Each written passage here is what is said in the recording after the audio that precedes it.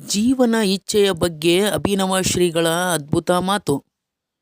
ಕೊಪ್ಪಳ ಗವಿಸಿದ್ದೇಶ್ವರ ಮಠದ ಅಭಿನವ ಶ್ರೀಗಳು ಮನುಷ್ಯರಿಗೆ ಇರುವ ಜೀವನ ಇಚ್ಛೆ ಹಾಗೂ ನಿಸರ್ಗದ ಇಚ್ಛೆಯ ಬಗ್ಗೆ ತುಂಬ ಅದ್ಭುತವಾಗಿ ಮಾತನಾಡಿದ್ದಾರೆ. ಜೀವನದಲ್ಲಿ ನಿಸರ್ಗದ ಇಚ್ಛೆಗೆ ಒಪ್ಪಿಕೊಂಡು ಯಾರು ಬದುಕುತ್ತಾರೋ ಅವನೇ ಸುಖಿಯಾಗಿ ಇರುತ್ತಾನೆ ಎಂದು ಅಭಿನವ ಶ್ರೀಗಳು ತುಂಬ ಅದ್ಭುತವಾಗಿ ತಿಳಿಸಿದ್ದಾರೆ. ನ್ಯೂಸ್ ಬ್ಯೂರೋ ಚಂದ್ರಶೇಖರ್ ಸೋಮಣ್ಣವರು. ಜೀವನ ಇಚ್ಛೆ ಅದರ ನಿಸರ್ಗದ ಇಚ್ಛೆಯೊಳಗೆ ಇಲ್ಲ ಶರೀರ ಸೊರಗುವುದೇ, ಅಲ್ಲಿ ಸಂಪತ್ತು ಸರಿಯುವುದೇ, ಸಂಬಂಧಗಳು ಮುರಿಯುವುದೇ, ಸಾವು ಬರುವುದೇ.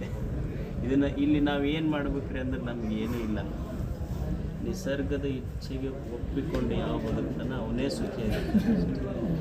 ಸೊ ಇವರು ಎಷ್ಟು ಚಂದ ಹೇಳ್ತಾರೆ ರವೀಂದ್ರನಾಥ್ ಠಾಗೂರ್, ನನ್ನದನ್ನೋದು ಏನೂ ಇಲ್ಲ. I surrender my will to thy will with love. I surrender my will and your will. ಅಲ್ಲಿ ಏನು ಎರಡು ಇಲ್ಲ.